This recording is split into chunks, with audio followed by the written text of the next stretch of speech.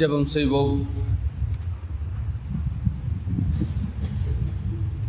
என் கண்மலையும் மீட்பருமாகிய கர்த்தாவே, அடியனுடைய வாயின் வார்த்தைகளும் இக்கூடியிருக்கிற எங்கள் அனைவருடைய இருதயத்தின் தியானமும் சமத்தில் பிரதியாயிருப்பதாக. ஆமென். கர்த்தருக்குள் பிரியமானவர்களே, கடவுளுடைய பெரிதான கிருபையினாலே இந்த மனமகிழ்ச்சியான இந்த ஆண்டின் இறுதி ஓய்வு நாளிலே உங்களோடு இணைந்து கர்த்தரை ஆராதிக்கவும் அவருடைய வார்த்தையை பகிர்ந்து கொள்ளவும் அடியனுக்கு கர்த்தர் பாராட்டின கிருபையில் எண்ணி நன்றியோடு தேவாதி தேவனுக்கு நன்றி செலுத்துகின்றேன். அப்படியே இந்த நாளிலே அழைத்த பொருளை இந்த நாளில் அல்ல, இங்கே காரைக்குடிக்கு என்றைக்கு அவர் மாதலாகி வந்தாரோ அன்றைக்கு இருந்து என்னை அழைத்து கொண்டிருக்கின்ற உங்களுடைய அன்பு ஆயர், என்னுடைய அன்பு சகோதரர், நானும் அவரும் பசுமலையிலே ஒன்றாக ஊழியம் பண்ணி அன்றைக்கு நாங்கள் எப்படி முதலாவது சந்தித்தோமோ அன்றைக்கு இருந்த அதே சகோதரத்துவத்தோடு கூட இன்றைக்கு வரைக்கும் அவர் அருப்புக்கோட்டை ரூரலில் இருந்த பொழுதும் என்னை அழைத்தார். அங்கு ஒரு ஆலயத்துக்கு சென்றேன், இங்கும் அழைத்தார். ஆனால் ஆண்டவருடைய திருள சுத்தம் இந்த ஆண்டின் கடைசி மனமகிழ்ச்சியான ஓய்வு நாளிலே, அதுவும் குடும்ப ஞாயிறிலே சகோதரனோடு கூட இணைந்து குடும்பமாய் நாங்கள் கர்த்தரை ஆராதிக்க பாராட்டின கிருபைகளுக்காகவும் அழைத்த அன்பு ஆயருக்கு என்னுடைய நன்றியினை தெரிவித்துக் கொள்கின்றோம். அன்பு அம்மாவுக்கும் நன்றியை தெரிவித்துக் கொள்கின்றோம். சபை மூப்பர்கள் அனைவருக்கும் நன்றியை தெரிவித்துக் கொள்கின்றோம். நாளிலே குடும்ப ஞாயிறிலே குடும்பமாய் அமர்ந்து கர்த்தரை ஆராதித்துக் கொண்டிருக்கின்ற உங்கள் யாவரையும் குடும்பத்தின் தலைவராம் இயேசு கிறிஸ்துவின் இனிதான நாமத்தினாலே வாழ்த்துதலையும் வணக்கத்தையும் தெரிவித்துக் கொள்கின்றோம். அன்புக்குரியவர்களே, ஆயர் சொல்கின்ற பொழுது ஆண்டின் கடைசி ஞாயிறின் குடும்ப ஞாயிறாக திருச்சபை அழைச்சிருக்கின்றது. அவற்றால் நம்முடைய திருக்குடும்பமாகிய திருச்சபையிலே நாம் இணைக்கப்பட்டு இந்த மனமகிழ்ச்சியான ஞாயிறிலே நாம் குடும்பமாய் வந்து அமர்ந்து குடும்பமாய் திருவிருந்திலே பங்கு கொள்ள இருக்கின்றோம் என்று சொன்னால் ஆண்டவர் நமக்கு பாராட்டின கிருபைகளை நாம் நினைத்து எல்லாரும் நன்றி செலுத்த அழைக்கப்படுகின்றோம். ஒருவேளை சற்று நேர தியானத்துக்கு என்று நாம் பார்க்கின்ற பொழுது நமக்கு இந்த நாளிலே திருச்சபை கொடுத்திருக்கின்ற மைய பொருள் என்ன? Family as healing space. குடும்பம் சுகமளிக்கும் இடம். குடும்பம் சுகமளிக்கும் இடம் என்று சொன்னால் திருக்குடும்பமாகிய திருச்சபையில் நாம் வருகின்ற பொழுது நிச்சயமாக நாம் ஆராதிக்கின்ற கர்த்தர் நமக்கு வேண்டிய எல்லா சுகத்தையும் பலத்தையும் நமக்கு வேண்டிய எல்லா சத்துவத்தையும் கொடுக்க சித்தமுள்ளவராக இருக்கின்றார். அன்புக்குரியவர்களே, இன்றைக்கு நாம் பார்க்கின்ற பொழுது குடும்பம் பார்க்கின்றோம். குடும்பம் என்று சொல்கின்ற பொழுது அது சுகமளிக்கும் இடம் என்று சொல்லி ஒரு அற்புதமான ஒரு தலைப்பை நமக்கு கொடுத்திருக்கின்றார்கள். ஏனால் படைப்பின் சிகரமாக மனிதன் படைக்கப்பட்டான். அந்த மனிதன் தனிமையாக இருப்பது நல்லதல்ல என்று சொல்லி அவனுடைய வாழ்க்கையிலே ஒரு குடும்பத்தை ஏற்படுத்தினார். குடும்ப வாழ்வுக்கு அடித்தளமாக தேவாதி தேவன் அன்றைக்கு ஒரு குடும்பத்தை ஏற்படுத்தினார் என்று அறிந்திருக்கின்றோம். குடும்பம் கடவுளால் அங்கீகரிக்கப்பட்டது என்றால் அது கூட்டு அமைப்பாக இருக்கிறது என்று நாம் அறிந்து கொள்ள அழைக்கப்படுகின்றோம். குடும்பம் என்ற அந்த லத்தீனுக்கு சொல்லப்படுகின்ற வார்த்தை பெமிலியா. பெமிலியா என்றால் இரத்த பிணைப்பு அல்லது உறவு என்று சொல்லி அங்கு அதற்கு பொருள்படுகின்றது. அவனால் திருச்சபையாகிய குடும்பத்தில் இணைக்கப்பட்டிருக்கின்றோம் என்று சொன்னால் நாம் எல்லாம் ஒரு இரத்த பந்தத்தோடு கூட ஆண்டவருடைய திரு ரத்தத்தை நாம் அறிந்து கொள்கின்றோமே. அவனால் அவருடைய ரத்தம் நமக்குள்ளாக இருக்கின்ற பொழுது அவரை அப்பா பிதாவே என்று கூப்பிடுகின்றோமே. அவருடைய பிள்ளைகளாக நாம் இருக்கின்ற பொழுது நாம் எல்லாரும் இரத்த உறவுகளாக இருக்கின்றோம் என்பதை நாம் இந்த நாளிலே நாம் அறிந்து கொள்ள அழைக்கப்படுகின்றோம். குடும்பம் ஆண்டவர் நமக்கு கொடுத்த ஆரோக்கியத்தை அல்லது சுகத்தை, அதாவது சுக வாழ்வை தடுகின்ற இடமாய் இருக்கின்றது என்பதை திருமதை நமக்கு கற்றுக் கொடுக்கின்றதா இருக்கின்றது. ஒரு மனிதன் சிறப்புள்ளவனாக இருக்க வேண்டும் சொன்னால் ஒரு நல்ல திருச்சபையும் ஒரு சமுதாயமும் ஒரு குடும்பமும் மிகவும் அவசியமாய் இருக்கின்றது. இறையரசை விரிவுபடுத்த கடவுள் பயன்படுத்தும் ஒரு அற்புதமான கருவிதான் குடும்பமாய் இருக்கின்றது. எனவே நீங்கள் நானும் குடும்பமாய் இணைக்கப்பட்டிருக்கின்றோம் என்று சொன்னால் கடவுளுடைய இறை அரசை நாம் மற்றவர்களுக்கு வெளிப்படுத்துகின்றவர்களாய் இருக்க நாம் அழைக்கப்படுகின்றோம். ஆனால் இன்றைக்கு அநேக குடும்பங்களிலே இன்னைக்கு எங்கு பார்த்தாலும் பிரச்சனைகள், எங்கு பார்த்தாலும் அவர்களுக்குள்ளாக ஏற்படுகின்ற பிரிவினைகள், இன்றைக்கு குடும்ப உறவு சிதைந்திருக்கின்ற ஒரு வாழ்க்கை இன்றைக்கு சமுதாயத்தில் இருக்கின்றது. ஆனால் திருச்சபையாய் இணைக்கப்பட்டிருக்கின்ற நாம் எந்த சூழ்நிலையும் நம்முடைய வாழ்க்கையிலே குடும்பம் பிரிந்து போகாதபடி குடும்பங்கள் ஆண்டவருடைய திருச்சமூகத்திலே சுகமளிக்கும் என்பதை நாம் அறிந்து கொண்டு காயங்களை கட்டும். நமக்கு இருக்கின்ற எல்லா காயம் ஒருவேளை சரீரப்பிரகாரமான காயமாக இருந்தாலும் உள்ளான மனதிலே இறக்கி அநேக குடும்பங்கள் காயப்பட்டிருக்கின்ற சூழ்நிலை எல்லாவற்றையும் சுகமளிக்கின்ற ஆண்டவரை இந்த நாளிலே ஆராதித்துக் கொண்டிருக்கின்றோம். எனவே இன்றைக்கு நாம் கலாச்சார ஆர்வத்திலே பார்க்கின்ற ஒருவர் மற்றொருவருடைய பாரத்தை சுமந்து கொள்ளுங்கள் என்று சொல்லி பார்க்கின்றோம். ஆம் அன்புக்குரியவர்களே, எனவே இன்றைக்கு இந்த ஆண்டின் கடைசி ஓய்வு நாளிலே நாம் வந்திருக்கின்ற நீங்கள் நானும் ஆண்டவரை நன்றியோடு நாம் துதித்தோம், ஸ்தோத்தரித்தோம், எல்லா நிலைகளிலும் அவரை மகிமைப்படுத்தினோம்.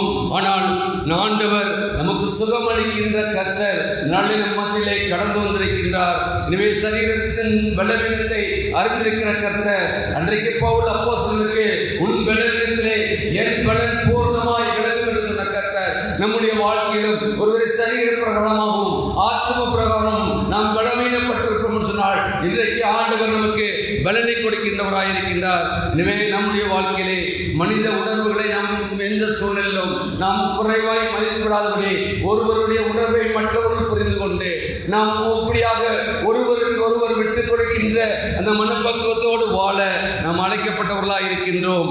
குடும்பம் சுகமளிக்கும் இடமாய் இருக்கின்றது என்பதை இந்த தலைப்பை நாம் 3 தலைப்புகளிலே தியானிக்க பரிசுத்த ஆவியானவர் நமக்கு தெரிவு செய்வார். இதனால் வாசித்த வேத பகுதியின் அடிப்படையிலே 1 குடும்பம் திட்டங்களில் சுகமளிக்கும் இடம். 1 குடும்பம் திட்டங்களில் சுகமளிக்கின்ற இடம். 2வது குடும்பம் நினைவுகளில் சுகமளிக்கும் இடம். 3வது குடும்பம் உறவுகளில் சுகமளிக்கும் இடம். 1 குடும்பம் திட்டங்களில் சுகமளிக்கும் இடம். ஒவ்வொரு தனிப்பட்ட மனிதனுக்கும் ஒரு உணர்வு உண்டு, அவனுடைய வாழ்க்கையிலே பல திட்டங்கள் உண்டு. ஆனால் அந்த திட்டங்களை நாம் சாதிக்க நாம் என்னென்ன காரியங்களை நாம் ஈடுபட்டாலும் கூட ஆண்டவர் நமக்குள்ளாக இடைபெறவில்லை என்று சொன்னால் எந்த திட்டமும் நாம் செய்கின்ற திட்டம் அது வெற்றி கொள்ள முடியாது. எனவே நம்முடைய வாழ்க்கையிலே மனிதனின் திட்டங்கள் சாதனையாக மாற வேண்டும் என்று சொன்னால் குடும்ப உறவு நமக்கு மிக மிக மிக மிக மிக அவசியமாக இருக்கின்றது. நாம் எந்த திட்டங்களை நாம் செய்யினாலும் நம்முடைய திட்டங்கள் நிறைவேறும் என்று சொன்னால் அது குடும்ப உறவுக்குள்ளாக நாம் இருக்க அழைக்கப்படுகின்றோம். என்றால் குடும்ப பிரிவு இந்த நாட்களிலே இருக்கின்ற சூழ்நிலையை பார்க்கின்றோம். நாம் வாசித்த வேத பகுதியிலே பார்க்கின்ற போது ஆதியாகமம் 32:20 என்ன சொல்கின்றார்? இதோ உமது அடியானாகிய யாக்கோப்பு எங்கள் பின்னாலே வருகின்றான் என்று சொல்லுங்கள் என்று கட்டளையிடுகிறார். என்னால் யாக்கோப்புக்கு ஏசாவை பார்க்க பயம். என்னால் என்ன செய்வாரோ என்று சொல்லி அவன் என்ன சொல்கிறான்? எல்லாரையும் ஒன்றாக அனுப்பி அவன் பின்னாக வருகின்றான். அதான் அவனுடைய திட்டமாக இருந்தது. ஆனால் சகோதரனை பார்ப்பதற்கு முன்பாக பார்க்கின்றோம், எல்லாருக்கும் பின்பாக வரவேண்டிய யாக்கோப்பு. அங்கு என்ன நடைபெறுகின்றது? ஆதியாகமம் 33 நாம் வாசித்தோமே, 33:3 வாசிக்கலாம். நான் அவர்களுக்கு முன்பாக நடந்து போய் 7 விசை தரை மட்டும் குனிந்து வணங்கி தன் சகோதரனை கிட்ட சேர்ந்தான். ஹல்லேலூயா. அவனுடைய திட்டம் என்ன? அவனை பார்ப்பதற்கு பயம். என்றால் அவனுடைய சேஷ புஷ்பபாத்திரத்தை அவன் பெற்று சென்று விட்டான். எல்லாவற்றையும் அவன் இழந்து விட்டு இருக்கின்ற சூழ்நிலையை எப்படி தன் சகோதரனை பார்க்க முடியும் என்று அவன் திட்டம் தீட்டுகின்ற பொழுது, ஆனால் அங்கு நடைபெற்ற காரியம், சகோதரனை பார்த்த மாத்திரத்திலே அவன் முன்பாக செல்கின்றான். சென்றது மட்டுமல்ல, 7 விசை தர மட்டும் குனிந்து தன் சகோதரத்திலே கிட்டி சேர்ந்தான் என்று சொல்லி பார்க்கின்றோம். ஆம், எல்லோருக்கும் பின்பாக இருக்க திட்டம். ஆனால் பார்க்கின்றோம், ஆண்டவருடைய சமூகத்திலே இருக்கின்ற நீங்கள் நானும் நம்முடைய திட்டங்கள் என்னவாக இருந்தாலும் ஆண்டவருக்காக நாம் விட்டு கொடுக்கின்ற பொழுது நாம் முன்பாக செல்கின்றவராக இருக்கின்றோம். இது எத்தனை மகிழ்ச்சியான அனுபவமாக இருக்கின்றது. அதே போன்றுதான் நாம் வாசித்த லூக்கா 15 பார்க்கின்ற போது 11 முதல் 24 வசனங்களிலே அங்கு பார்க்கின்றோம். இளையகுமாரன் ஒரு திட்டம் தீட்டுகின்றான். என்ன, எல்லா சொத்தையும் வாங்கணும், எங்கே போகணும், தூர தேசத்துக்கு போகணும். ஆனால் எல்லாவற்றையும் அறிந்த தகப்பன் என்ன செய்கிறார், எல்லாத்தையும் கொடுக்கின்றார். ஆஸ்தி எல்லாவற்றையும், பங்கு எல்லாவற்றையும் பெற்றுக்கொண்டு அவன் செல்லுகின்றான். சென்றவன் என்ன பண்ணிட்டான், லூக்கா 15:12 பாருங்க, நடைபெற்ற காரியம் அந்தபடியே பெற்றுக்கொண்டான். தகப்பனுடைய உறவிலிருந்து பிரிவு ஏற்பட்டது. ஆனால் அங்கு பார்க்கின்றோம் அவனுடைய நிலைமை எப்படியாக இருந்தது. லூக்கா 15:12, பன்று தின்னுகின்ற தவிட்டினாலே தன் வயிற்றை நிரப்பக்கூட முடியாது. அவன் ஒரு திட்டம் தீட்டி செல்கின்றான். ஆனால் அவனால் அந்த ஆசையாக இருக்கின்றான், அது கூட அவனுக்கு கிடைக்கவில்லை. ஆனால் எத்தனை பரிதாபமான நிலை. ஆனால் குடும்ப உறவுக்குள் வருகின்ற பொழுது அங்கு பார்க்கின்றோம் அவனும் என்ன செய்கிறான், பின்மாறி போனான். ஆனால் அங்கு அவன் புத்தி தெரிந்த பொழுது அவன் வருகின்றான் என்று பார்க்கின்றோம். அவருடைய திட்டங்கள் என்னவா இருந்தாலும் ஆண்டவருடைய திட்டம் அதுவல்ல. ஆண்டவருடைய பிள்ளைகள் எப்பொழுதும் இலக்கறிந்து போகக்கூடாது. நம்முடைய வாழ்க்கையிலே ஒருவேளை 2024ஆம் ஆண்டிலே நாம் எதிர்நோக்கின இந்த காரியம் நடக்கவில்லை என்று சொல்லி இந்த நாளிலே அமர்ந்திருப்போம் சொன்னால் அதுவல்ல. ஆண்டவருடைய வரக்கூடிய புதிய ஆண்டுக்குள்ளாக ஆண்டவர் உங்களுடைய திட்டங்களை அறிந்திருக்கின்ற கர்த்தர் நிச்சயமாக அது வெற்றி சிறக்க பண்ண இருக்கின்றார். நீங்கள் ஆண்டவருடைய திருச்சமூகத்திலே வந்திருக்கின்றீர்கள் சொன்னால் நிச்சயமாக ஆண்டவர் உங்களை ஒரு உன்னத அனுபவத்திற்குள்ளாக நீங்கள் எதிர்பார்ப்பதற்கு மேலாக அவரது நாளிலே ஆசீர்வதிக்க உங்களை அழைத்து வந்திருக்கிறார் என்று நீங்கள் அறிந்து கொள்ள அழைக்கப்படுகின்றோம். என்னென்றால் திட்டம் என்பது நம்முடைய திட்டம் அல்ல, ஆண்டவருடைய திட்டம். எப்படி இருக்கும் என்று சொன்னால் நமக்கு நன்கு தெரிந்த முதலாம் அற்புதம் காணாமல் என்ன நடந்தது, ராட்சசம் உடையப்பட்டது. மரியாள் சொல்லுகின்றார், சொன்ன பண்ணதிலே இன்னும் என் வேலை வரவில்லை. ஆனால் என்ன நடந்தது, அந்த திருமண நிகழ்வு முடிவதற்குள்ளாக அங்கே என்ன நடந்தது, முன்னால் கொடுக்கப்பட்ட திராட்சரசத்தை காட்டிலும் பின்னாக என்ன நடந்தது, ருசி உள்ள உடன் ஆண்டின் கடைசியிலே வந்திருக்கின்றோம், ஆண்டு 31ஆம் தேதியோடு முடிக்கப் போகின்றோம் என்று சொல்லி அங்கலாயிருக்கின்ற தேவ ஜனமே ஆண்டவர் சொல்லுகின்றார். அன்றைக்கு கானா ஊரில் நடந்த அதே அற்புதத்தை உங்களுடைய உள்ளத்திலும் உங்களுடைய இல்லத்திலும் உங்களுடைய குடும்ப வாழ்க்கையிலும் இன்றைக்கு நிகழ்த்த சித்தமுள்ளவராக இருக்கின்றார். அவருடைய திட்டம் அதுதான். திட்டம் நிறைவேறுகின்ற வேளை அவருடைய காலம் வருகின்ற பொழுது எல்லாவற்றையும் அவர் சுவை உள்ளதாய் நம்முடைய நினைப்பதற்கு அதிகமாய் அவர் கொடுக்க சித்தமுள்ளவராக இருக்கிறார். அதை பெற்றுக்கொள்ள நாம் ஆயத்தப்படுவோம். இரண்டாவது, குடும்பம் நினைவுகளில் சுகமளிக்கும் இடம். இதுவரைக்கும் பார்க்கிறோம் யாக்கோபுடைய நினைவுகள் என்ன, சகோதர இருக்கிற உண்டான இதை பார்க்கின்றோம். அவனுடைய நினைவுகள் எல்லாம் ஒரு வித்தியாசமாக இருக்கின்றது. நம்மால் நன்கு புரிந்து கொள்ள முடிகிறது. ஏனால் எப்படி பார்ப்போம், அவனுடைய நினைவு எப்படி சகோதரனை பார்ப்போம் என்று சொல்லி அவன் அங்கலாய்க்கின்றான். ஆனால் 33ஆம் அதிகாரம் 5ஆம் வசனம் என்ன சொல்கின்றது, வாசிக்கலாமே. அவன் தன் கண்களை ஏறெடுத்து ஸ்திரீகளையும் பிள்ளைகளையும் கண்டு உன்னோடு இருக்கிற இவர்கள் யார் என்றான். அதற்கு அவன், தேவன் தம் உமது அடியானுக்கு அருளின பிள்ளைகள் என்றான். பாருங்க எவ்வளவு பெரிய ஆசீர்வாதம். ஏசா பார்க்கின்றார், யாக்கோப்பு வருகின்றார். யாக்கோப்பு பணிந்து கொண்ட மாத்திரத்திலே அவன் பார்க்கின்றான், பின்னாக ஒரு ஜன கூட்டம். அது கூட்டத்தை பார்த்தவுடன் இவர்கள் யார் என்று கேட்டவுடன் அங்கு சொல்லுகிறார், அங்கு தேவன் உமது அடியானுக்கு அருளின பிள்ளைகள். ஆம் அன்புக்குரியவர்களே, ஆண்டவர் இன்னைக்கு திருச்சபையிலே ஐயா சொல்லுகின்ற பொழுது செவ்வாய்க்கிழமை பெண்கள் ஐக்கிய சங்கத்திலே அநேக புறம் ஸ்திரீகள் வந்தார்கள். அவர்கள் ஆண்டவரை அறிந்து கொண்டார்கள் என்று சொன்னால் ஆண்டவருடைய திருச்சமூகத்திலே ஆண்டவர் மிக அவர் எதிர்பார்க்கின்ற காரியம் அனைவரும் ரட்சிக்கப்பட வேண்டும், அனைவரும் ஆண்டவரை அறிந்து கொள்ள வேண்டும். அதற்காக அவர் தாமதித்துக் கொண்டிருக்கின்றார். நாம் இருக்கின்ற கிருபையின் காலத்தில் இருக்கின்றோம் சொன்னால் நாம் மட்டுமல்ல, அநேக தேவ பிள்ளைகள் ஆக வேண்டும், அனைவரும் ஆண்டவரை அறிந்து கொள்ள வேண்டும் என்று அவர் மிகுந்த இரக்கமுள்ளவராக இருக்கின்றார். அங்கு பார்க்கின்றோம், அவருக்கு கொடுத்த பிள்ளைகள் என்று சொல்லி அங்கு பார்க்கின்றோம். ஆம், அதாவது இப்போ தனக்கு இருப்பதெல்லாம் தேவன் கொடுத்தது என்று சொல்லி பார்க்கின்றோம். இன்றைக்கு நம்முடைய வாழ்க்கையிலே நமக்கு ஆண்டவர் அநேக காரியங்களை இந்த 2024ஆம் ஆண்டிலே கொடுத்திருக்கின்றார். தேவ சமூகத்தில் அமர்ந்திருக்கிற நீங்கள் நானும், நான் என்னுடைய படிப்பினால் பெற்றது, என்னுடைய பதவியினால் நான் பெற்றது, என்னுடைய அந்தஸ்தினால் பெற்றது, என்னுடைய கையில் பிரயாசத்தினால் நான் பெற்றேன் என்று சொல்லி நான் விருப்பம் என்று சொன்னால் அது வீணானது. ஆண்டவர் எனக்கு அருளியது. ஆண்டவர் எனக்கு இந்த ஆண்டிலே என்னுடைய எல்லா காரியங்களையும், என்னுடைய குடும்பத்தின் காரியங்கள் எல்லாவற்றையும் எனக்கு கொடுத்து எனக்கு எல்லாவற்றையும் அவர் நிறைவேற்றி கொடுத்தார். என்னுடைய கையின் பிரயாசங்கள் எல்லாவற்றையும் நிறைவேற்றி கொடுத்தார். எல்லாம் தேவனுடைய ஈவு, தேவன் கொடுத்தார் என்று சொல்லி நாம் இருக்க அழைக்கப்படுகின்றோம். சகோதர சந்திப்பிலே குடும்ப உறவு அங்கு புதுப்பிக்கப்படுகின்றது. அங்கு பார்க்கின்ற பொழுது ஆதியாகமம் 32:17 பார்க்கின்ற பொழுது, முன்னே போகிறவனை நோக்கி என் சகோதரனாகிய ஏசா உனக்கு எதிர்பட்டு, அங்கு ஒரு காரியம் நடக்கின்றது. எதிர்பட்டு இது யாருடையவன் என்று கேட்டால், நீ எங்கே போகிறாய் என்று சொன்னால், உனக்கு முன் போகிற மந்தை யாருடையது என்று கேட்டால், அங்கு என்ன சொல்லணுமா, இது உமது அடியானாகிய யாக்கோபுடையது. என்ன சொல்ற, முன்னால 32ஆம் அதிகாரத்தில் இது யாக்கோபுடையது.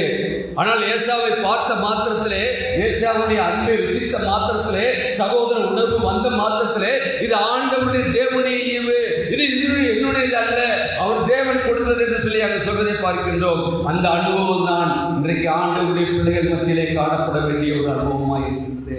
என்னுடையது அல்ல, இது தேவனுடையது, தேவனுடையது, தேவனுக்கு நாம் செலுத்த முடியாது, துதி ஸ்தோத்திரங்களை செலுத்த முடியாது நாம் அழைக்கப்பட்டிருக்கின்றோம் என்பதை அறிந்து கொள்ள அழைக்கப்படுகின்றோம். அங்கு பார்க்கின்றோம். அது மட்டுமல்ல, அங்கு சொல்லப்படுகின்றது என்ன, தேவனுடைய ஈவு என்ற அந்த புரிதலோடு அவர் சகோதர ஐக்கியம் அங்கு நிறைவேறுகின்றது.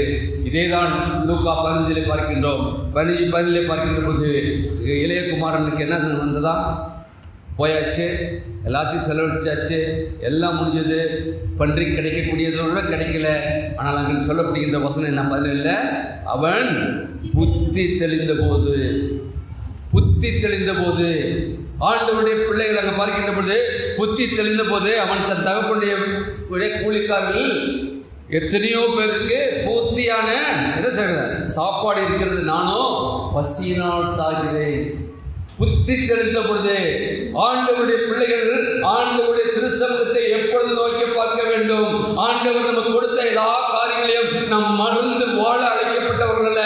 அங்கு பார்க்கின்றோம், என் தகப்பன் வீட்டிலே அநேக கூலிக்காரர்கள் ஒன்று, அவர் நன்றாக இருக்கின்றார்கள், நானோ பசியாக இருந்து சாகிறேன் என்று சொல்லி அவன் செல்கிறான் பார்க்கின்றோம். அவருடைய நினைவு மாற்றப்படுகின்றது. நம்முடைய நினைவுகளை ஆண்டவர் அறிந்திருக்கின்றார். என்னன்னு பார்க்கின்றோம். வேதவசனம் சொல்றது, மனிதனோ முகத்தை பார்க்கிறார், கர்த்தரோ உள்ளத்தை ஆராய்ந்த தேவன். நம்முடைய நினைவுகள் ஒவ்வொன்றும் அவருடைய பார்க்கின்றார். நம்முடைய நினைவுகள் அவருடைய நினைவுகள் அல்ல, அவருடைய நினைவுகள் நம்முடைய மூலமாய் நிறைவேற்றப்பட இருக்கின்றது. எனவே குடும்ப உறவிலே ஏற்படுகின்ற பிரிவை அங்கு என்ன பண்ணுகின்றோம், அங்கு பார்க்கின்ற பொழுது அவருடைய நினைவுகள் எல்லாம் மாற்றப்பட்டு அவன் வருகின்றான். வந்து என்ன பண்ணுறான், அவன் திரும்பணும், அவ்வளோதான் அவனுடைய நினைவு. அது வரைக்கும் நினைவு என்ன, நாம் இப்படியே இருக்கணும், எல்லாவற்றையும் இழந்தான். நான் நினைவு என்ன, நான் தகப்படத்தில் திரும்பி போக வேண்டும். 2024ஆம் ஆண்டிலே இவளை ஆரம்பித்த பொழுது நாம் அநேக தீர்மானங்களை எடுத்தோம். குடும்பமாய் நாம் நினைத்தோம். நாம் எப்படியாக வாழ்ந்திருக்கின்றோம் என்பதை இதனாலே சற்று சிந்தித்து பார்ப்போம். ஒருவேளை அந்த கீழே குமாரனை போல நாம் எடுத்த தீர்மானத்திலிருந்து நாம் வழிவிலகி இருப்போம் என்று சொன்னால், இந்த நாளிலே ஆண்டவரே தகப்பனே, நான் உம்முடைய செலுத்தலை நடந்து உம்முடைய பணிபடுத்தலை இன்றைக்கு நான் வந்து திருவிழத்திலே பகுதிக்கின்ற போது, ஆண்டவரே நான் உம்மை விட்டு சென்ற நாட்களை நீர் எண்ணி இருக்கிறீர், என்னை கழுவும் ஆண்டவரே, நான் செய்த பாவ குற்றங்களை கழுவும் ஆண்டவரே. வரக்கூடிய புதிய ஆண்டிலே நீர் எனக்கு கொடுக்கின்ற வாக்குத்தத்தமுள்ள வார்த்தையை பெற்று நான் ஆசீர்வாதத்தின் பாத்திரமாய் வாழ எனக்கு கிருபைதாரும். என்னால் முடியாது ஆண்டவரே, ஆனால் உம்முடைய இரத்தத்தின் மூலமாய் என்னை கழுவி சுத்திகரிக்கிற பொழுது ஆவியானவர் எனக்குள்ளாக வருகின்ற பொழுது நிச்சயமாய் முடியும் என்று சொல்லி நாம் இப்பொழுது நினைப்போம் என்று சொன்னால், நினைவுகளை உறுதிப்படுத்துகின்ற கர்த்தர், நாம் நினைப்பதற்கு அதிகமாய் நம்மை ஆசீர்வதிக்கின்ற கர்த்தர் இப்போது நமக்கு அதை கொடுக்க சுத்தமுள்ளவராக இருக்கின்றார். மூன்றாவது, குடும்பம் உறவுகளில் சுகமளிக்கும் இடம். குடும்பம் உறவுகளில் சுகமளிக்கும் இடம். யாக்கோப்பு பிறருக்குரியதை தனக்கு சொந்தமாக்கிக் கொள்ள அவன் முயற்சிப்பதை ஆரம்ப காலத்தில் நாம் பார்க்கின்றோம். அது அவனுடைய அனுபவமாக இருந்தது. அவன் தன்னுடைய சகோதரனுடைய சேஷ்ட புஸ்தகத்தை அவன் பெற்றுக்கொண்டான் என்று பார்க்கின்றோம். விட்டு போடு 25 வாசிக்கிறான். அதை விற்றுப்போடு என்று சொல்லி சகோதரத்திலே அவன் பெற்றுகிறான் என்று பார்க்கின்றோம். உலக ஆஸ்தி அந்தஸ்து எல்லாவற்றுக்கும் மேலாக குடும்ப உறவு என்பதை நாம் புரிந்து கொள்ள அழைக்கப்படுகின்றோம். எதுவும் அல்ல, குடும்பம் தான் ஆண்டவர் எதிர்பார்க்கின்றது. ஆண்டவர் தான் குடும்பத்தை ஏற்படுத்தினார். இந்த உலகத்தில் எந்த காரியமாக இருந்தாலும் குடும்பத்துக்கு மேலே அல்ல. நம் குடும்பம், நம்முடைய பிள்ளைகள், நம்முடைய இனம் என்று சொல்லி, நம்முடைய உறவு என்று சொல்லி நாம் குடும்பமாய் ஐக்கியப்பட்டு அதான் நம்முடைய முன்னோர்களிலே காணப்பட்டது. நமக்கு முன்பு இருந்தவர்களாக இருந்திருந்தாங்க. எப்படி இருந்தாங்க? அன்றைக்கு இந்த வசதி இருந்ததா? இந்த இது இருந்ததா? இவ்வளோ பணம் இருந்ததா? கார் இருந்ததா? பங்களா வச்சுருந்தாங்களா? ஒன்று இல்லை. ஆனால் அவர்களுக்குள்ளாக இருந்த உறவு எப்படி இருந்தது? அவர்களுக்காக உறவு கட்டப்பட்டது. நேற்று தெரிஞ்ச ஒரு ப்ரேயர் மீட்டிங் இருந்தேன். வயதானவர்கள் இருந்தார்கள். அவர் முதல் நாள் இறந்து போனது ஒரு தாயார், 88 வயது. அந்த தகப்பனார் என்று 63 வயது. அவர் சொன்ன வார்த்தை, அவங்க தான் அந்த 88 வயசு, அவங்க தான் எங்கள் குடும்பத்தில் எல்லாம். அவருடைய தங்கச்சி அவருடைய மகனுக்கு கூட சின்ன வயசு. அவ்வளோ பெரிய குடும்பம், எல்லாரும் தான் சொன்ன அவங்க சாட்சி சொல்கிற போது அவங்க தான் இதெல்லாம். அந்த எல்லாரையும் அவர்கள் அரவணைத்தார்கள். அதே நேரத்தில் எல்லாத்தையும் கண்டித்தார்கள். நம்ம பிள்ளைகளை நம்ம கடிக்க முடியுதா? தம்பி பிள்ளைகளை நம்ம பிள்ளைகளை நம்ம கடிக்க முடியுதா? அன்றைக்கி நம்முடைய முன்னோர்கள் நம்முடைய தம்பி பிள்ளையாக இருக்கட்டும், அண்ணன் பிள்ளையாக இருக்கட்டும், செஞ்சால் தப்புன்னு சொல்லி அவர்களை கண்டித்தார்கள். இன்றைக்கி பிள்ளைகளை கண்டிக்க முடியாத சூழ்நிலை நீங்கள் வாழ்ந்து கொண்டிருக்கின்றோம். உறவுகள் அப்படிப்பட்டதாக இருக்கிறது. இன்றைக்கி பிள்ளைகளுடைய உறவு எப்படி இருக்கிறது? இது யாருன்னு கேட்டால் என்ன சொல்கிறோம்? உங்கள் அப்பாவுடைய தம்பி, சித்தப்பாங்கிற வார்த்தை போச்சு. இது யாருன்னு கேட்டால் உங்கள் அப்பாவுடைய அக்கா, அத்தைங்கிற வார்த்தை போச்சு. பிள்ளைகளுடைய உறவு இன்றைக்கி நம்ம அப்படி தானே இருக்கோம், அப்படி தானே வாழ்ந்துருக்கோம். இன்றைக்கி பிள்ளைகளுக்கு இன்றைக்கி உறவுகள் அன்றைக்கு மாமா, மச்சான், அத்தா, மாமன், பங்காளி என்று சொல்லி நாம் உரிமையோடு கூட வாழ்ந்த நாட்கள் இருந்தது. இன்றைக்கு நாம் சொல்லி நம்மளுடைய பிள்ளைகளுக்கு இது யாருன்னா உங்கள் அப்பாவுடைய அண்ணன், பெரியப்பாங்கிற வார்த்தை போச்சு. அன்புக்குரியவர்களை, உறவுகள் கட்டப்பட வேண்டும். ஆண்டவருடைய பிள்ளைகளாய் அழைக்கப்பட்டிருக்கின்ற நீங்கள் நானும் என்று சொன்னால் உலக பிரகாரமான மக்கள் எப்படியோ வாழ்ந்து போட்டோம். ஆனால் நீங்கள் நானும் உறவுகள் கட்டப்பட்டவர்களாக இருக்க வேண்டும். உறவு என்பது நம்மை சுகமளிக்கின்றது என்பதை பார்க்கின்றோம். இன்றைக்கு அதான் குடும்பம் என்பது உறவுகளில் சுகமளிக்கும் இடம் என்று சொல்லி நாம் சிந்திக்கின்றோம். ஆதியாகமத்தில் பார்க்கின்ற பொழுது 33, 10, 11 வசனங்களை பார்க்கும் என்றால் அதற்கு யாக்கோப்பு அப்படி அல்ல, உம்முடைய கண்களில் எனக்கு தயவு கிடைத்ததனால் என் வெகுமதிகளை நீ பெற்றுக்கொள்ளும் என்று சொல்லி அங்கு பார்க்கின்றோம். என்றால் நீர் என் மேல் பிரியமாய் நீர், நான் உன்னுடைய முகத்தை கண்டது. யாருடைய முகத்தை கண்டது பண்ணுச்சா? யாருடைய முகத்தை பார்த்தது? யாரு? தன் சகோதரன் முகத்தை யாக்கோப்பு பார்க்குறான். ஆனால் அவன் பார்த்தது, உன்னை பார்த்தது தேவனுடைய முகத்தை கண்டது போல் இருந்தது. அன்புக்குரிய தேவ ஜனமே, இன்றைக்கு நம்முடைய உறவுகள் எப்படி இருக்கின்றது? நம்முடைய உறவுகளை இன்றைக்கு சத்துருவானவனை எப்படியா சேர்ந்து கொண்டிருக்கின்றான்? நமக்குள்ளாக தேவ சாயல் வெளிப்படுகிறதா? மனுஷன் தேவ சாயலால் சிருஷ்டிக்கப்பட்டான் சொன்னால் அன்றைக்கு யாக்கோப்பு சொல்லுகிறான், உண்மை கண்டது தேவனுடைய முகத்தை கண்டது போல இருக்கிறது சொல்லி ஏசாயாவை சொன்னால் இன்றைக்கு நம்முடைய வாழ்க்கையிலே இன்றைக்கு நாம் எப்படி வாழ்ந்து கொண்டிருக்கின்றோம் என்பதை நாம் சிந்தித்து பார்க்க அழைக்கப்படுகின்றோம். என்றால் அங்கு பார்க்கின்றோம், தேவன் எனக்கு அனுக்கிரகம் செய்யாதிருக்கிறார் என்றால் வேண்டியதெல்லாம் எனக்கு உண்டு, ஆகையால் உனக்கு கொண்டு வரப்பட்ட என் காணிக்கையை ஏற்றுக்கொள்ளும் என்று சொல்லி அவனை வருந்தி கேட்டுக்கொண்டான் என்று பார்க்கின்றோம். ஆம் அன்புள்ளவர்களே, ஆண்டவருடைய சமூகத்தில் வந்திருக்கிற நாம் ஆண்டவர் எதிர்பார்க்கின்றது நம்மை அவருக்கு அர்ப்பணிக்க. உறவுகள் கட்டப்படும் சொன்னால் நீங்கள் நாம் ஆண்டவரோடு கூட இருக்கின்ற உறவு கட்டப்பட்டிருக்க வேண்டும். ஆண்டவரோடு நாம் வைத்திருக்கின்ற உறவிலே நாம் விரிசல் இருக்கும் என்று சொன்னால், நாம் தூரமாக இருக்கும் சொன்னால் நிச்சயமாக குடும்பங்களிலே நாம் சகோதரர்களோடு இருக்கின்ற உறவுகள் நாம் பிரித்திருக்கின்ற இருக்கின்றவர்களாக இருக்கின்றோம். நம்முடைய உறவுகள் ஆண்டவரோடு கட்டப்பட்டதாக இருக்க வேண்டும். ஏசாயாவின் ஐக்கியம், அங்கு அன்பின் பகிர்வை நாம் பார்க்கின்றோம். எனவே உறவின் பலத்தை புரிய வைக்கின்றது என்று பார்க்கின்றோம். காணிக்கையை குடிக்கின்ற பொழுது இந்த உறவு பலப்படுகின்றதாக இருக்கின்றது என்றால் அங்கு இளையகுமாரன் தன்னுடைய நிலைமையை உணர்ந்து பார்த்து இழந்து போன எல்லாவற்றையும் அங்கு பார்க்கின்றோம். குடும்ப உறவை சரி செய்ய முடியாது. அவன் திரும்பி வருகின்றான். வருகின்ற வேலையில் என்ன நடந்தது? வாரம் ஒரு தீர்மானம் பண்ணி, இன்னும் உம்முடைய மகன் என்று சொல்லுவதற்கு நான் பாத்திரம் இல்லை, என்னுடைய வேலைக்காரர்கள் கூலிக்காரர்கள் ஒருவராக என்னை வைத்துக் கொள்ளும் சொல்லி சொல்லணும் தான் வாரம். ஆனால் நடைபெற்ற காரியம் என்ன? வருகின்ற வேலையிலே தகப்பன் பார்த்த மாத்திரத்திலே தகப்பன் ஓடோடி போய் கட்டி அணைத்து அங்கே எல்லா வேலைக்காரர்களுக்கு சொல்லி எல்லா உயர்ந்த வஸ்திரங்களை கொடுத்து கொளுத்த கன்றுகளை அடித்து அங்கு ஒரு விருந்து உண்டு பண்ணுகின்றார். அப்படின்றைக்கு ஆண்டவர் எதிர்பார்க்கின்றது.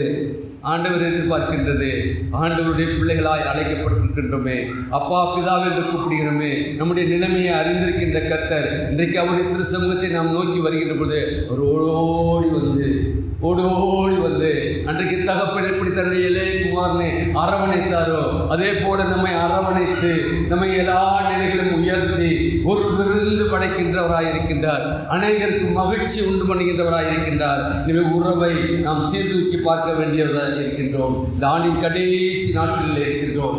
இதனோட 3 நாள் தான் 30, 31 இருக்கின்ற வேளையிலே நம்முடைய குடும்ப ஐக்கியத்தில் விரிசல்கள் இருக்கும் என்று சொன்னால் அவைகளை சரி செய்வதற்கு தருணம் இந்த நாள் தான். இன்றைக்குத்தான் நமக்கு இரட்சணிய நாள். இன்றைக்கு நம்முடைய உறவுகளிலே விரிசல் இருக்கும் சொன்னால் நிச்சயமாக அதை நாம் சரி செய்வோம். நம்முடைய திட்டங்களிலும் நினைவுகளிலும் உறவுகளிலும் நாம் பலப்படுத்தி கொண்டு நம்முடைய எல்லா நிலையிலும் உடந்து போயிருக்கின்ற குடும்ப உறவுகள் கட்டப்படுவது தேவ கிருபை என்பதை உணர்ந்து பார்த்து, தேவனே இன்றைக்கு முடிந்த சமூகத்திலே என்னை அர்ப்பணிக்கின்றேன் அப்பா. நீர் கர்த்தாவே எல்லாவற்றையும் அறிந்திருக்கிறேன். என்னுடைய நினைவில் அறிந்திருக்கிறேன். என்னுடைய குடும்ப உறவுகளை அறிந்திருக்கிறேன்ப்பா. ஒருவேளை ஒரே தாயின் வயிற்றிலே பிறந்திருக்கின்ற அநேகருக்குள்ளாக இன்னைக்கு காணப்படக்கூடிய பிரிவினையை நீ அறிந்திருக்கிறப்பா. எல்லாவற்றையும் மாற்ற உம்மால் கூடும். உடைய திருவு சத்தத்துக்கு நான் அர்ப்பணிக்கின்றேன்னு சொல்லி அர்ப்பணிப்போம். நிச்சயமாக ஆண்டவர் நமக்கு வரக்கூடிய புதிய ஆண்டிலே புதிய உறவுக்குள்ளாக நாம் வாழ்வோம். குடும்பம் சுகமளிக்கும் இடம் என்பதை மற்றவர்களுக்கு நாம் பிரதிபலிக்கின்றவர்களாய் நாம் இருப்போம். கர்த்தரின் நிறைவான ஆசீர்வாதங்களை நாம் பெற்றவர்களாய் வாழ்வோம். கடைசியாக ஒரே ஒரு காரியங்களை சொல்லி முடிக்கின்றேன். 2ஆம் வத்திக்கன் சங்கம் குடும்பங்களை குறித்து தீவிரமாக ஆலோசித்தார். வத்திக்கானிலே கூடி அவர் தீவிரமாக ஆலோசித்திருந்த பொழுது அவர்கள் கடைசியாக பிரகடனப்படுத்தினது என்ன என்று பார்க்கின்றது, குடும்பம் ஒரு இல்ல திருச்சபை. அல்லேலூயா. குடும்பம் ஒரு இல்ல திருச்சபை. ஒரு திருச்சபையின் அங்கமாக இருக்கின்றோம் சொன்னால் நாம் குடும்பமாக இருக்கின்றோம். அந்த குடும்பம் ஒரு இல்ல திருச்சபையாக இருக்கின்றது என்று சொல்லி அவர்கள் அன்றைக்கு பிரகடனப்படுத்தினார்களாம். காரணம், திருச்சபையின் போதனைகளை நாம் கேட்டு ஒவ்வொரு வாரமும் நாம் வருகின்றோம், போதனைகளை கேட்டு திருச்சபையின் செயல்பாடுகளிலே நம்ம இணைத்துக் கொள்கின்றோம். இணைத்து கொண்டு அந்த குடும்பம் மற்றவர்களுக்கு திருச்சபையை பிரதிபலிக்கின்றதாய், ஆண்டவரை பிரதிபலிக்கின்றதாய் இருக்கின்றது. பிரதிபலிக்கின்ற பொழுது நம்முடைய திட்டங்களும் நினைவுகளும் உறவுகளும் நிச்சயமாக கர்த்தருடைய நாமம் மகிமைக்கின்ற வரக்கூடிய நாட்களே விளங்கும். அப்படிப்பட்ட குடும்பமாய் வந்திருக்கிற ஒவ்வொரு குடும்பமும் விளங்க உங்களுக்கும் எனக்கும் பரிசுத்தாவின் நம்மை கிருபையும் ஒத்தாசை செய்வாராக. ஆமென். ஜெபம் செய்வோம். மகா கிருபையும் இரக்கமுள்ள கர்த்தாவே, நீர் எங்களுக்கு கிருபையாக கொடுத்த வார்த்தைக்காக நன்றியோடு கர்த்தாவே, குடும்பம் ஒரு இல்ல திருச்சபை என்பதை கர்த்தாவே நாளில் வெளிப்படுத்தியிருக்கின்றேன். குடும்பங்களிலே கர்த்தாவே நாங்கள் திட்டமிட்டிருக்கின்ற திட்டங்கள் தனிப்பட்ட திட்டமும் குடும்ப திட்டங்களை அறிந்திருக்கிறப்பா. எல்லாவற்றிலும் ஆண்டவரே உங்களுடைய பிரசனம் வழங்க வேண்டுமாக இருக்கிறப்பா. எங்களுடைய கர்த்தாவை நினைவுகளை அறிந்திருக்கிற கர்த்தர், நினைவுகள் கர்த்தாவை உமக்கு ஏற்றதாய் உண்மை பிரதிபலிக்கின்ற நினைவுகளாக இருக்க கிருபையாக இருக்கிறோம்ப்பா. எங்களுடைய உறவுகளை கர்த்தாவை நீர் அறிந்திருக்கிறப்பா. உறவுகள் கர்த்தாவை சிறந்திருக்கின்ற காலங்களில் நாங்கள் வாழ்ந்து கொண்டிருக்கின்றோம். எல்லாவற்றையும் சீர்தூக்கி பார்க்கிறோம்ப்பா. எல்லாவற்றையும் கர்த்தாவை நீர் ஒருவரை கர்த்தாவை வரக்கூடிய நாட்களிலே சீர்படுத்தி கர்த்தாவை நாம் கர்த்தாவை குடும்பம் சுகமளிக்கும் இடம் என்பதை கர்த்தாவை நாங்கள் அறிந்து கொள்ளவும். கர்த்தாவை உலகத்தில் எங்கும் கிடைக்காத அந்த சுகம் கர்த்தாவை குடும்பங்களிலே ஐக்கியத்திலும் அன்பிலும் கிடைக்கிறது நாங்கள் உணர்ந்து கொள்ளத்தக்கதான கிருபை நன்றியோடு துதிக்கிறோம் சொல்லிக்கிறோம். மீதான காலங்கள் நேரங்கள் கருத்தில் இருக்கிறோம். வரக்கூடிய புதிய ஆண்டு கத்தாவே வந்திருக்கிற ஒவ்வொரு குடும்பங்களுக்கும் ஆசீர்வாதத்தின் ஆண்டாக இருக்க விரும்புமாய் நீ பிரேசித்தோம் நல்லதாவே. ஆமென் ஆமென். உங்கள் யாவருக்கும் வரக்கூடிய புதிய ஆண்டு 2026 ஆண்டில் வாழ்த்துக்களை தெரிவித்துள்ளேன். கர்த்தர் நிறைவான ஆசீர்வாதங்களை புதிய ஆண்டை கொடுத்து நீங்கள் நினைப்பதற்கு அதிகமாய் உங்களுடைய குடும்பங்கள் கலைத்தவங்க ஆண்டவர் திரும்பி செய்வார்கள்.